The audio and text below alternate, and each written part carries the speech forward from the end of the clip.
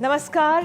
Prime time में आज land bill पर बवाल। आज जंतर मंतर में देश के कई राज्यों से आए किसानों ने नए जमीन बिल के विरोध में प्रदर्शन किया। भारतीय किसान यूनियन की अगुवाई में कर्नाटक, तमिलनाडु, पंजाब, हरियाणा, केरल, उत्तर प्रदेश से जंतर मंतर पर करीब 2,500 किसान अपनी मांगों को लेकर डटे रहे। कल ही कांग्रेस अध्यक्षा सोनिया गांधी ने राष्ट्रपति भवन तक 14 पार्टियों के नेताओं के साथ इसके विरोध में प्रदर्शन कर मार्च किया था। राष्ट्रपति को ज्ञापन सौंपकर इस बिल को आगे बढ़ने से रोकने के लिए हस्तक्षेप करने का आग्रह किया। एनडीए सरकार ने संशोधनों के साथ इस बिल को लोकसभा में तो पास करा लिया था, लेकिन राज्यसभा में इसका पास होना मुश्किल है। संसद का यह सत्र 20 मार्च को समाप्त हो रहा है। कयास है कि सरकार ये सत्र 2 दिन के लिए और बढ़ा भी सकती है, लेकिन बढ़ते विरोध के बीच ये बिल राज्यसभा की सूची में नहीं है। सोनिया गांधी ने अपने नेताओं से कहा है कि इस बिल पर नरम ना पड़े तो प्रधानमंत्री खुद विपक्ष को जवाब में आक्रामक प्रचार की तैयारी में है। 22 मार्च को वो किसानों के साथ मन की बात करेंगे, सभाएं भी करेंगे प्रधानमंत्री। इसके अलावा 35 मंत्री और सांसद देश के विभिन्न हिस्सों में जाकर किसानों और आम जनता को लैंड बिल के लाभों के बारे में बताएंगे। आखिर ऐसा क्यों हुआ कि जो लैंड बिल का इतना घनघोर विरोध सा होता दिख रहा है? सरकार द्वारा संशोधनों के बाद क्या ये सब राजनीतिक दिखावा है?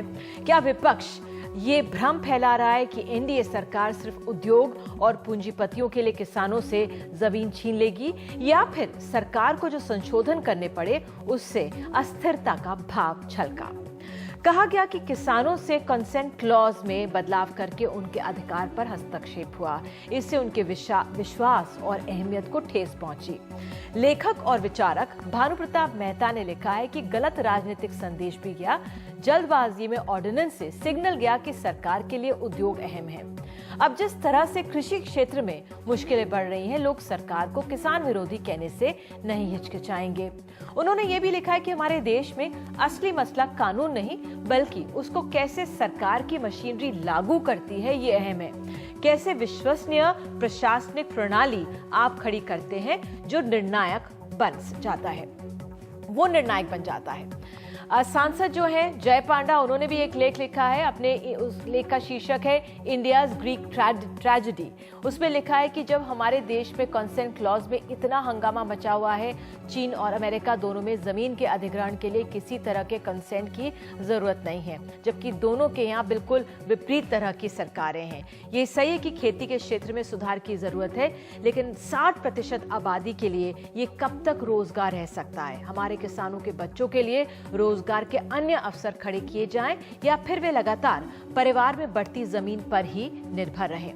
वित्तीय मामलों के जानकार एम.के. वेणु ने लिखा है कि किसान जान गया है कि उसकी जमीन की कीमत बढ़ रही है और किस तरह उसकी जमीन पहले उनसे औने पौने दामों में ले ली गई थी। यूपीए शासन में अनियंत्रित और बेतरतीब तरीके से विकास के नाम पर जमीन ली गई। एसईजेड के लिए जमीन बाद में रियल एस्टेट डेवलपर्स के हाथ में खिलौना सा बन गई। तो प्रधानमंत्री को यह समझना होगा कि अब किसान सरकार पर आसानी से विश्वास नहीं करने वाला है। तो आज हम प्राइम टाइम में समझेंगे इस रोष को, लैंड बिल को, जो सरकार के काम करने की राह में रोड़ा बनकर खड़ा हो गया है।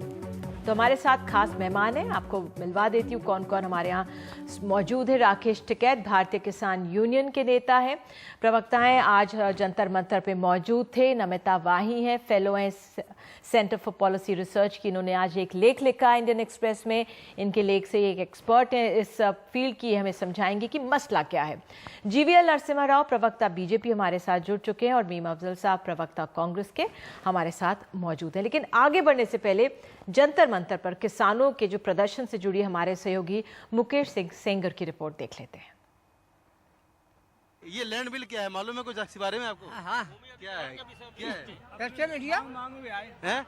मांग भी आए कि हक दो हमारा। नहीं, क्या मांगने आए हैं? गेहूँ चना का हक मांग रहा है, जो सड़ गई है फसल। सड़ गई, अच्छा। हाँ, तो लैंड बिल जानते हैं क्या है? ये जमीन अधिग्रहण बिल का मालूम है?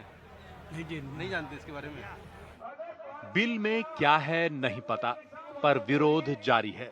दरअसल जबरन जमीन छीने जाने की आशंका ही इन किसानों को जंतर मंतर तक ले आई है। इसके अलावा बेमौसम बारिश से हुआ नुकसान, जिसके मुआवजे की ये किसान मांग कर रहे हैं। ये तय है कि भूमि अधिग्रहण बिल को लेकर किसानों तक सही जानकारी अभी तक न तो सरकार पहुंचा पाई है और न ही उनके लिए काम करने वाले दूसरे संगठन। ये नजारा संसद मार्ग का है, जहां भारतीय किसान यूनियन के बैनर तले हजारों की संख्या में पूरे देश से आए किसान जुटे हैं।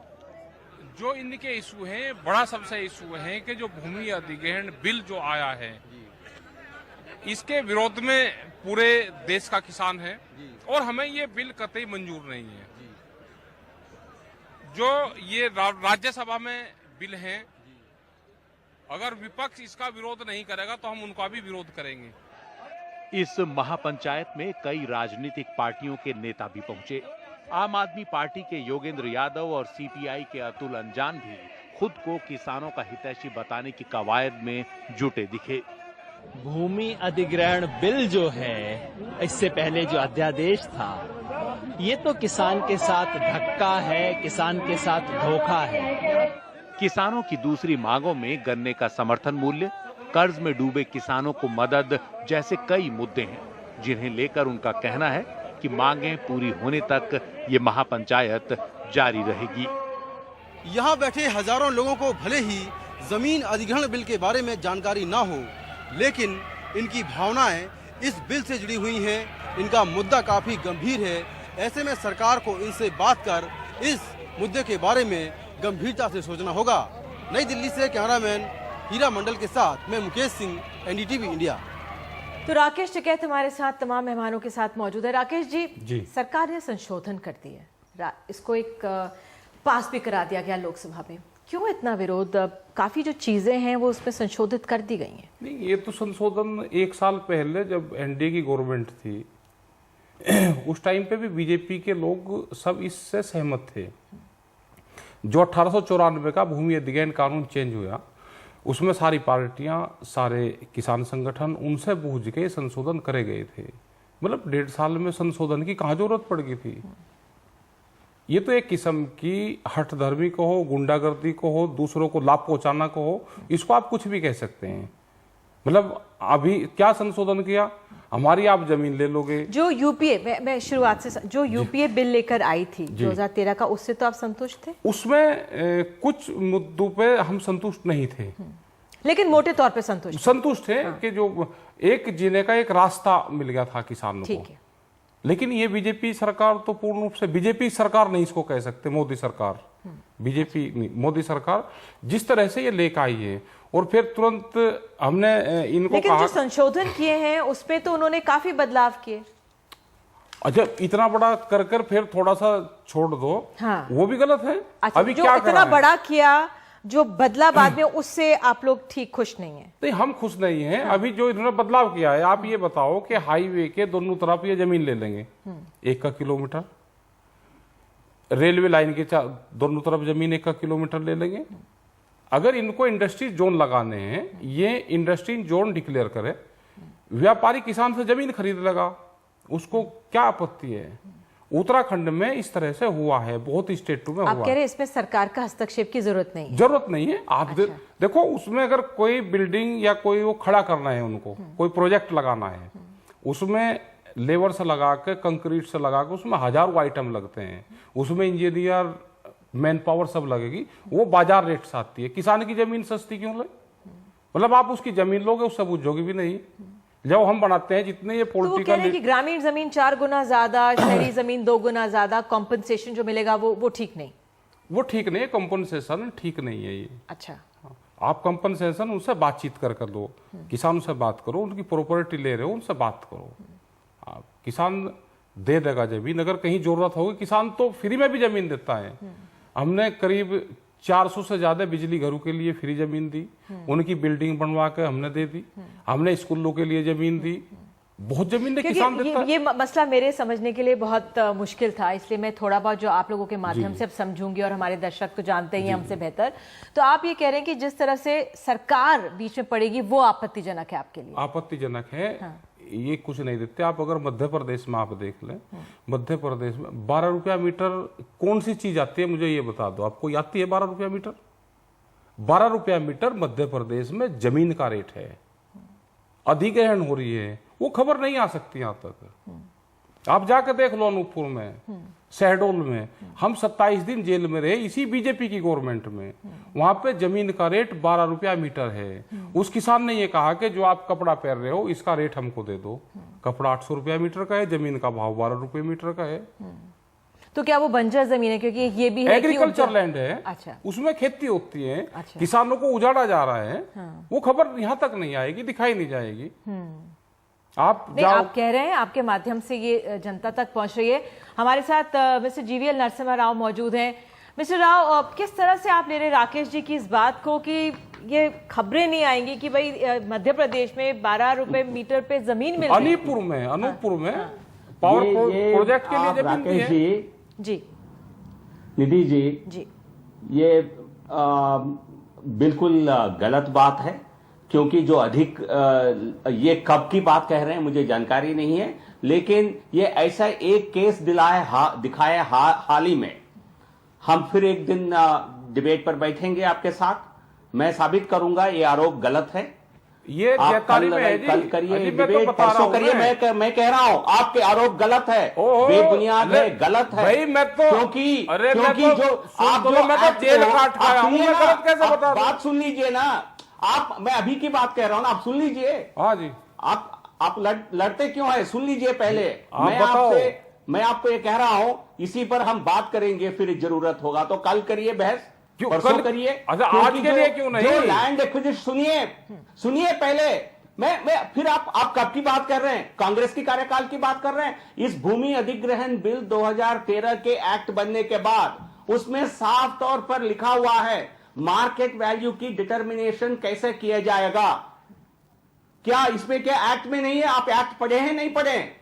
इसमें क्या लिखा है? देखो, किसान ने सारी चीज पढ़ ली है, किसान को वो पता है कि जो उसको मिल रहा है। गलत बात क्यों कर रहे हैं? अनूपपुर आप राजनीति क्यों कर रहे हैं? यहाँ पे मैं आपसे राकेश जी जानना चाहूंगी, ये जो बिल है हमारे पूरे, जानकारी क्यों दे रहे हैं? आप किसान हैं, झूठ मत बोलिए। नहीं ऐसे मत बोलिए आप। ऐसे कैसे कह सकते हो? नहीं समझिए बात, मैं आपसे पूछ रही थी कैद जी, मतलब किसान की जमीन हमारे देश में विविधता है, एक्ट में लिखा हुआ है, डिस्पैरिटी है, मार्केट वैल्यू कैसे सिद्ध जिस तरह से मैं एक आर्टिकल पढ़ रही थी, करीब हमारे अगर 600 जिले हैं, तो जिस तरह से नमिता ने अपना आर्टिकल लिखा है कि 165 के करीब, जो 160 के करीब ऐसे जिले हैं जो लैंड कॉन्फ्लिक्ट जोन की तरह देखे जाते हैं, उसका अध्ययन करने की जरूरत है। लेकिन क्या ये एक सवाल है जो हम लोग चर्चा कर सकते हैं कि क्या एक कानून हमारे पूरे देश में, क्योंकि इतनी विविधता है, कहीं पे जमीन सस्ती हो सकती है, कहीं पे महंगी हो सकती है, उस पर लागू हो सकता है कि नहीं? नमिता, ये जो कंफ्यूजन, आपसे जब मैं बात कर रही थी कार्यक्रम में आने से पहले, आप कहते हैं कंफ्यूजन सा है, बहुत बड़ा क्या है, किस तरह से स्थिति, आप एक्सपर्ट हैं इस फील्ड की, देखते हैं उसे? जो पॉलिटिकल एक डिस्कोर्स में एक कन्फ्यूजन है, सर्वोपरि अधिकार या एमिनेंट डोमेन पावर जिसे कहते हैं, जिसके तहत लैंड एक्विजिशन होता है, और वो ये है कि ये जो पावर है ये एक फोर्सेबल पावर है जो स्टेट के पास होती है कि वो किसी का प्राइवेट इंडिविजुअल से लैंड ले सके। ये स्टेट को पावर आती है क्योंकि हम लोग मिलकर हमने एक स्टेट बनाई है और अपने कुछ राइट्स उनको दिए हैं। पर ये पावर बिकॉज इट फोर्सेबल है, कंसेंट के बिना होती है लोगों के, इसलिए इसको सिर्फ 2 कंडीशंस में एक्सरसाइज करना होता है। पहला है कि एक पब्लिक पर्पस या लोक प्रयोजन होना चाहिए, और दूसरा ये है कि जिससे ये लैंड या ज़मीन ली जा रही है उसको ऐसे कॉम्पेंसेट करना चाहिए ताकि वो पब्लिक गुड का बर्डन डिस्प्रपोर्शनेटली ना बेयर करे। अब हुआ क्या है कि जो एमिनेंट डोमेन में पब्लिक पर्पस की डेफिनेशन को बहुत एक्सपैंड कर दिया है, और इन एरियाज जिन एरियाज में ट्रेडिशनली जो गवर्नमेंट लैंड एक्वायर करती थी, जैसे इंफ्रास्ट्रक्चर, हाईवेज, रेल रोड्स, उसके अलावा बहुत सारे और पर्पसेस को ज्वाइन कर दिया है, और उससे ये एक प्रॉब्लम है। और इसलिए क्योंकि वो on the face of it unjust है कि आप किसानों से या और लोगों से ज़मीन लेकर आप प्राइवेट इंडस्ट्रीज को दे रहे हैं, इसलिए उन्होंने फिर कंसेंट प्रोविजन भी लाया। मैं भी जानना चाहती हूँ, एक ये आरोप लग रहा है कि भाई सिर्फ प्राइवेट इंडस्ट्री के लिए लिया जा रहा है, उद्योग, बीजेपी है या जो एनडीए सरकार है सिर्फ ये उद्योगपतियों के लिए कर रही है फेवर, ये आशय क्यों आ रहा है? पहली बात तो ये गलत है कि लैंड एक्विजिशन सिर्फ प्राइवेट इंडस्ट्री के लिए हो रहा है। पिछले 65 साल में अगर हम देखें तो सबसे ज़्यादा लैंड एक्विजिशन स्टेट ने ही किया है। डैम्स और इंफ्रास्ट्रक्चर, माइनिंग, आप पिछले 7 सालों में अगर देखा जाए तो maximum land has been diverted for coal mining. For coal mining. So वो तो यूपीए के कार्यकाल में हुआ होगा। हाँ, मतलब यूपीए और अब यूपीए के कार्यकाल में हुआ है डेफिनेटली।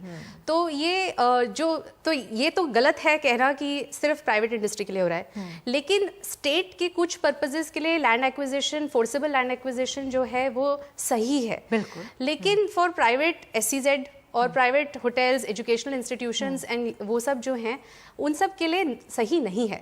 और आई थिंक ये अब जो ये संशोधन हुआ, मैं ये समझना चाह रही हूँ, जो अब ये संशोधन हुआ कि भाई जो हॉस्पिटल्स हैं या जो एजुकेशनल इंस्टीट्यूशंस हैं वो इसका गलत इस्तेमाल कर सकते हैं अपने कमर्शियल उसके लिए, तो वो हटा दिए गए, ऐसा हुआ ना?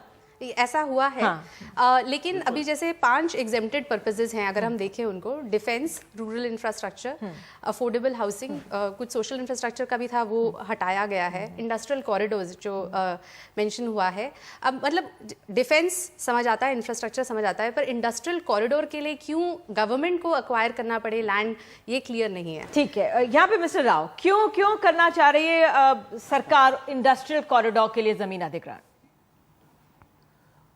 ये देखिए, क्या इंडस्ट्रियलाइजेशन करना क्या हमारे लिए जरूरी नहीं है?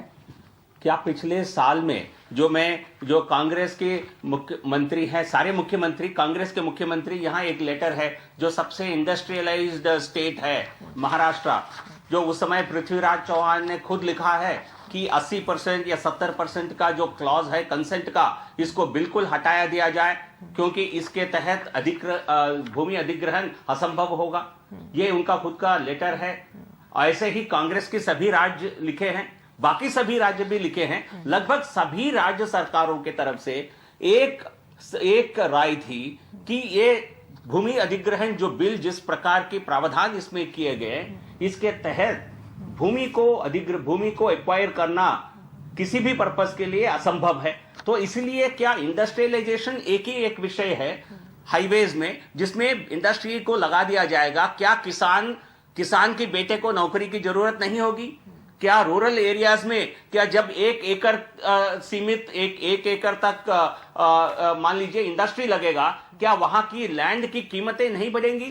क्या उसका बेनिफिट किसानों को नहीं जाएगा? क्या वहां इंफ्रास्ट्रक्चर बढ़ेगा, इकोनॉमी बढ़ेगा? क्या उस एरिया डेवलपमेंट नहीं होगा? क्या सिर्फ मुंबई, दिल्ली, गुड़गांव में ही इंडस्ट्री डेवलप करना है?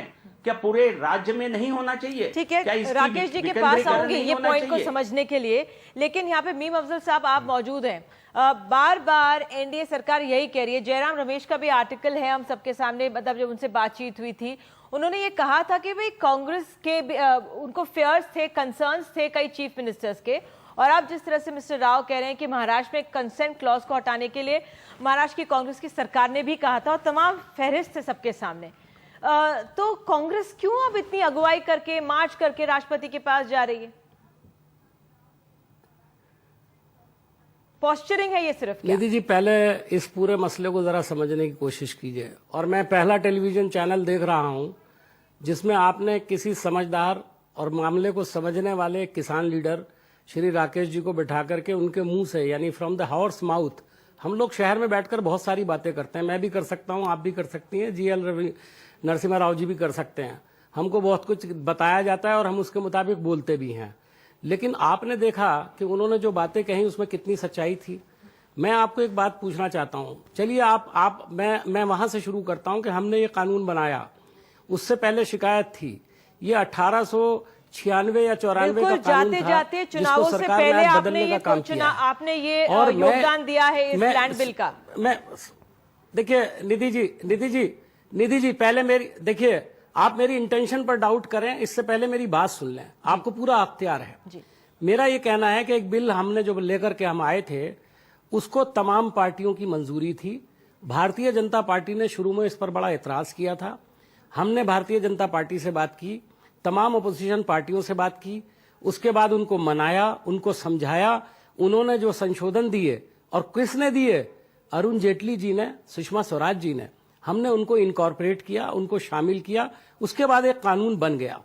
कानून बनने के बाद उसका इतलाक यानी उसका निफाज नहीं हो सका, यानी इम्प्लीमेंटेशन नहीं हुआ, और नई सरकार आई, उसको चाहिए था उस कानून को लागू करते। अगर जैसा कि राकेश जी भी कह रहे हैं कि कुछ शिकायतें थीं, उसको नाफिज करते, उसको लागू करते, उसके बाद उसके अंदर कुछ शिकायतें होती है तो पुराने कवानीन के अंदर हमेशा संशोधन होता रहता है, वो किया जा सकता था। लेकिन एक बगैर किसी वजह के जो ये वजह बता रहे हैं बिल्कुल गलत है। कुछ चीफ मिनिस्टर ने जरूर लिखा था, हमने उनसे भी बात की और उनको कन्विंस किया, उसके बाद ही ये बिल आया है। अगर हमारे किसी चीफ मिनिस्टर ने लिखा या आपके चीफ मिनिस्टर ने लिखा, हमने उनकी तसल्ली करने के बाद इस कानून को हम लेकर के आए थे। आपने बगैर किसी वजह के इस कानून को बदला, जिससे एक मैसेज गया कि आप इसमें जो संशोधन आपने अभी भी 9 संशोधन किए हैं, क्यों किए भाई? आप जो लाए थे वो तो बड़ी जबरदस्त चीज थी। जो आप ऑर्डिनेंस लाए थे वैसा का वैसा ही कानून पास करते, तो आपने जब देखा दबाव पड़ा तो आपने 9 संशोधन कर दिए। हमारा कहना यह कि जो कानून पहले बना था, आज किसान भी इस बात को मानता है, देश की जनता भी इसको मानती है, अपोजिशन की 14 पार्टियां मानती हैं। वही नहीं, भारतीय जनता पार्टी के साथ जो 2-3 पार्टियां हैं, शिवसेना इसके खिलाफ है, अकाली दल जहनी तौर पर इसके खिलाफ है, रामविलास पासवान इसके खिलाफ हैं, अंदरूनी तौर पर वो बोल नहीं सकते हैं। तो आप कौन होते हैं कि आप सबके ऊपर अपनी मंशा को लागू करें?